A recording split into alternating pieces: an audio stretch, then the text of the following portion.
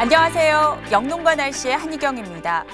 중국발 스모그가 유입이 되면서 공기질이 최악입니다. 특히 서쪽 지방을 중심으로 미세먼지 농도가 평소보다 6배에서 7배나 더 높은 상황인데요.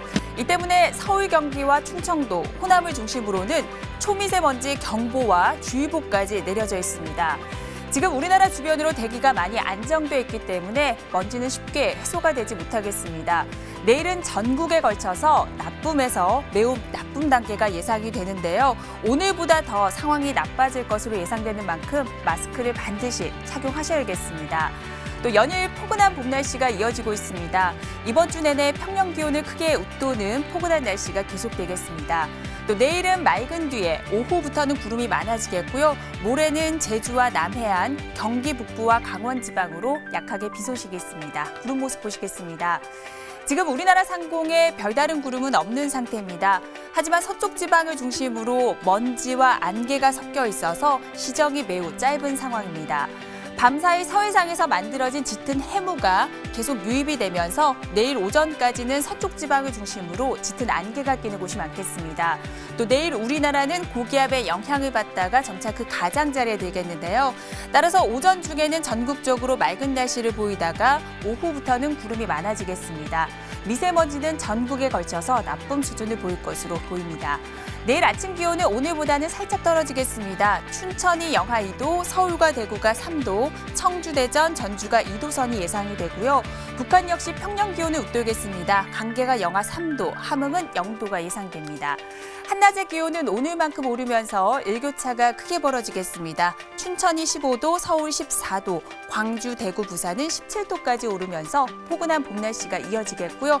북한 역시 함흥이 13도, 평양은 14도까지 오르겠습니다. 자세한 해상 날씨 보시겠습니다. 내일은 전해상의 물결이 1m 안팎으로 비교적 잔잔하게 일겠습니다. 하지만 서해상에는 모레까지 매우 짙은 안개가 끼는 곳이 많겠습니다. 날씨 정보였습니다.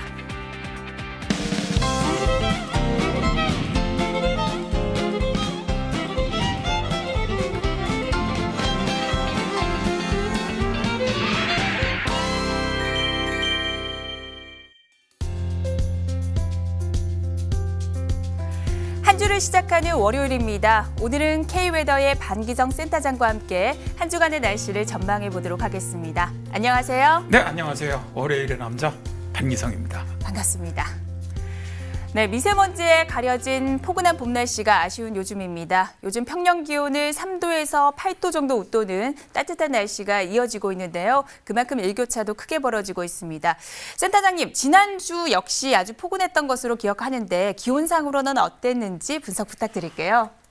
네, 그렇습니다. 오늘도 서울의 한낮 기온이 영상 15도까지 올랐죠. 지난주도 평년 대비해서 기온이 상당히 좀 높은 그런 날씨를 보였는데요. 지난달 2월 24일부터죠.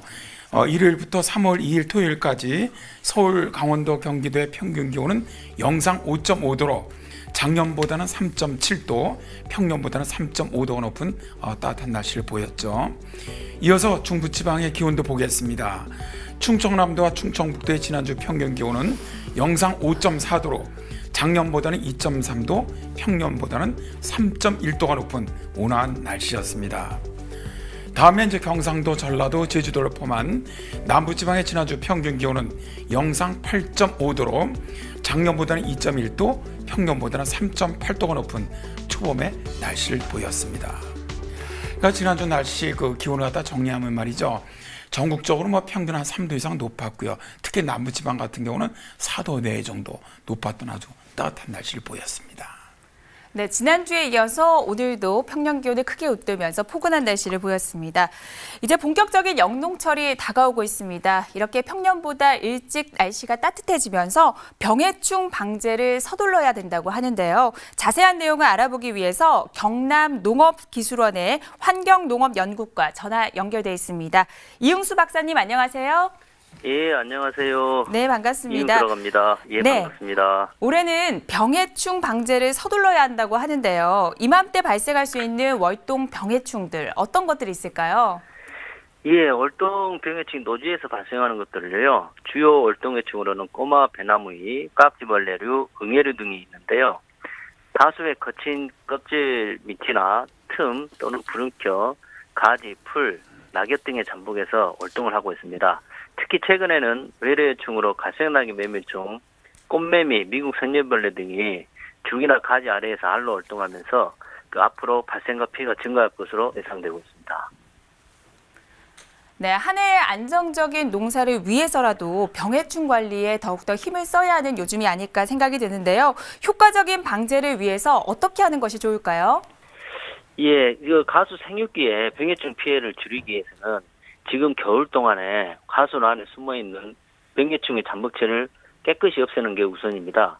현재 가수는 생육재생기에 접어들었기 때문에 수액이 움직이고 있어서 조기에 전정 작업을 완료한 후에 추운 겨울을 지난 병해충 방지를 위해 약재를 꼼꼼히 삽입해야 됩니다. 예, 그러기 위해서는 가수 월동 병해충 방지는 먼저 월동 병해충이 깊숙이 숨어있는 전정가지나 낙엽, 피해가스를 모아서 땅속 깊이 묻어주고요. 나무의 껍질을 벗기는 적피 작업 같은 경우는 나무 아래에 비닐을 깔고 작업한 껍질을 전부 모아서 솎아간 다음에 전염원을 제거하면 되겠습니다. 네, 말씀하신 내용 농가에서는 꼭 기억하셔야겠습니다. 오늘 바쁘신 텐데 이렇게 전화 연결 감사드립니다. 예, 고맙습니다. 네, 월동 병해충의 방제 방법에 대해서 알아봤습니다. 올해부터는요, 농약 허용물질 목록 관리제가 시행되기 때문에 반드시 작목별로 허용된 적용 약제를 이용해야 된다는 사실 기억하셔야겠습니다. 오늘 새벽에 제주 지방에는 약하게 빗방울이 떨어지기도 했습니다. 하지만 양이 매우 적었는데요. 때문에 건조한 날씨는 계속되고 있는 상황입니다. 지난 한 주간의 강수량이 어땠는지 분석 부탁드립니다. 지난주 같은 경우도 이제 기압고 올다운 기압고에 통과하지 않았어요. 그러다 보니까 내렸던 피해 양이 상당히 적었는데요. 일단 작년보다는 거의 한 30mm 이상, 평년보다도 10mm 정도 비가 덜 내렸죠. 사실 이제는 이제 기온이 오르면서 봄이 시작된 만큼 비가 적절하게 내려져야 하는 시점이 됐거든요. 그래서 이번 주에는 한 남부지방 정도는 평년 정도의 비가 내릴 것으로 보고요. 일요일 정도는 좀 많은 비를 기대해도 될 것 같네요. 네, 최근 봄 날씨가 이어지면서 지난해 사용했던 영농 잔재물을 소각하는과 동시에 또 겨울철 병해충을 해충하기 위해서 논밭두렁 태우기가 성행하고 있는데요. 대기가 무척 건조하기 때문에 각별한 주의가 필요한 상황입니다. 실제로 이번 겨울에는 건조한 날씨 때문에 화재가 많이 발생했잖아요. 네, 그렇습니다. 올겨울이 참 이례적으로 굉장히 건조특보가 많이 발령되었던 해고요. 또 최근에 와서 또 비가 좀 별로 오지 않다 보니까 또다시 건조특보 구역이 지금 계속 확산되고 있거든요. 그래서 이제 산림청에 따르면 말이죠. 이런 올겨울 강수량과 적설량이 좀 감소를 하면서 산불이 연일 한 3건에서 4건 정도 발생을 하고 있다고 해요. 이상기로 인한 온도 상승과 적설량 감소로 눈 없는 겨울이 계속되면서 최근 3년간 겨울철 산불이 아주 크게 늘어나고 있는데요. 올해 산불 발생은 예년보다 2.3배 증가한 142건에 달했습니다. 현재도 건조한 날씨가 이어지면서 당분간 산불 위험도 지속될 전망으로 화재 사고 유의하셔야겠네요. 네, 산림 인접 지역에서는 논밭두렁 태우기가 금지되어 있습니다. 부득이 소각할 때는 각 지역의 산림 농협 녹지과에 반드시 신고하셔야겠습니다. 그럼 이번에는 건조특보가 내려져 있는 경기도와 강원도 지방의 주간 날씨를 확인해 보겠습니다.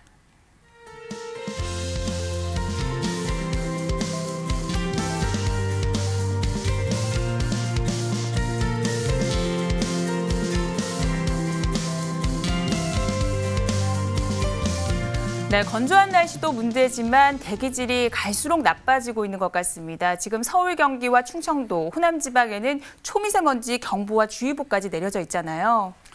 네, 그렇습니다. 지금 지난주부터 오늘까지 또 내일은 오늘보다 더 나쁠 것으로 예상되는데 상당히 정말 미세먼지가 나쁘죠. 제가 지금 이 미세먼지 때문에 완전히 목이 다 잠길 정도로 아주 나쁩니다. 이 초미세먼지 같은 경우는 호흡할 때 폐까지 들어가기 때문에 굉장히 나쁘거든요. 실제로 제가 이제 미세먼지 예보를 갖다 쭉 해오는 중에 지난 3월 1일이었죠. 그때가 제가 지금까지 기억하기로는 가장 나빴던 것 같아요. 그때 대전 같은 경우 미세먼지가 312 마이크로그램 입방메대당이죠. 충북 증평 같은 경우는 초미세먼지가 236까지 올라간다면 이 정도면은 정말 최악이라고 할 수가 있거든요. 거의 우리 연평균 기준으로 따진다면은 거의 한 10배 가까운 높은 수치거든요.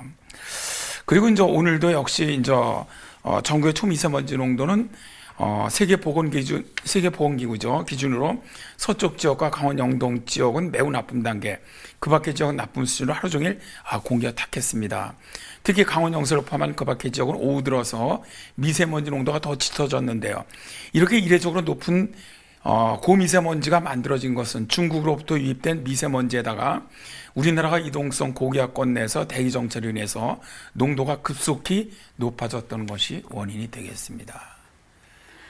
네, 정말 숨쉬기가 힘든 날씨입니다. 옷차림은 많이 가벼워졌지만 마스크만은 뺄 수가 없는 상황이잖아요. 이렇게 공기가 나빠지면서 야외 작업이 많으신 우리 농민분들은 건강관리 더욱더 유의를 하셔야겠습니다. 또한 공기에 노출되는 가축들의 건강도 아주 걱정인 상황인데요. 올해는 평년보다 높은 기온이 이어지면서 전국 축사 청소일을 예년보다는 일주일 정도 앞당겨서 3월 6일에 전국적으로 일제히 소독을 실시할 예정이라고 합니다. 농촌진흥청은 심각한 미세먼지의 가축관리 요령을 발표했는데요. 함께 보시죠. 먼저 농가에서는 미세먼지가 발생하면 가축을 축사 안으로 들여보내고 출입문과 환기창을 닫아서 외부 공기가 들어오는 것을 최소화해야 합니다.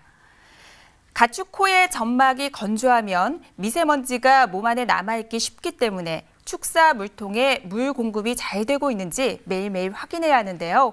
소가 깨끗한 물을 마실 수 있도록 물통도 자주 청소해줘야 합니다. 또 공기 중에 세균과 바이러스가 더 쉽게 체내로 들어올 수 있으므로 축사를 소독해서 위생적인 환경을 유지하는 것이 무엇보다 중요합니다.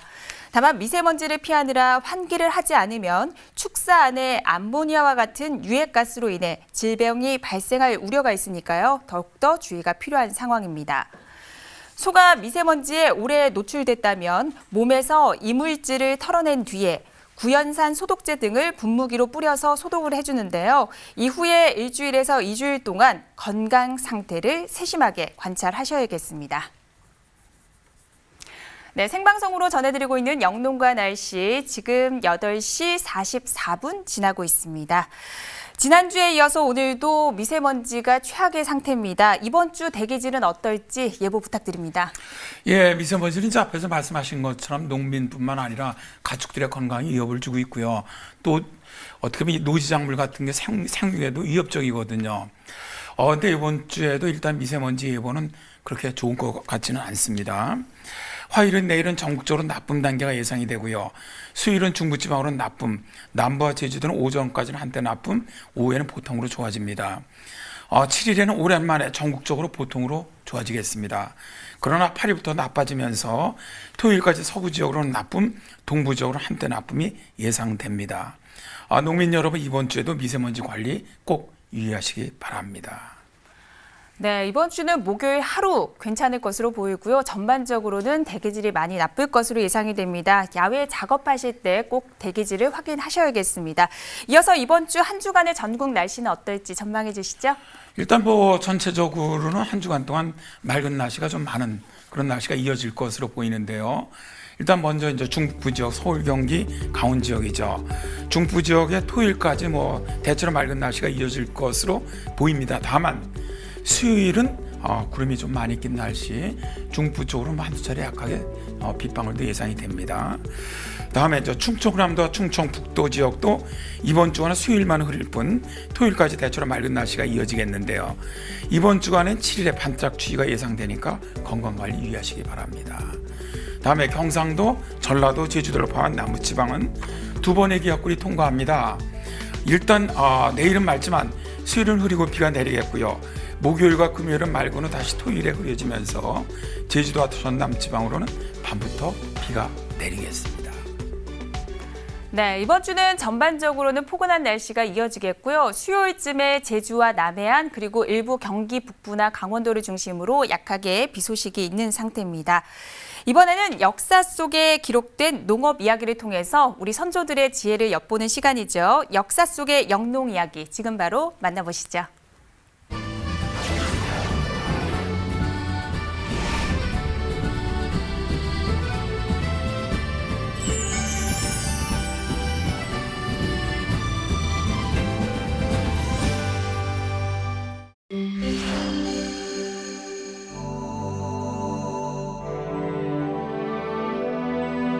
조선의 벼 재배 방식은 직접 벽씨를 논에 뿌려 키우는 직파법과 모종을 논에 옮겨 심는 이양법이 있었다. 이양법은 모판에 어린 모를 키워 심기 때문에 매년 5월 보리를 수확한 땅에 이무작 재배가 가능했다. 하지만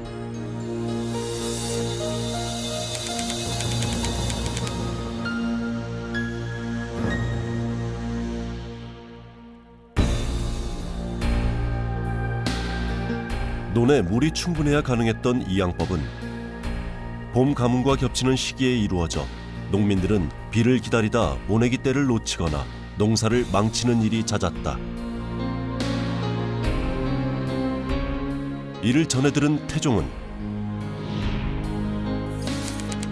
경상도의 백성들은 여름철이 다가오면 모를 옮겨 심는다고 하는데 만약 가뭄을 만나면 농사를 모두 망칠 것이니 다음 해부터 일절 금지하라.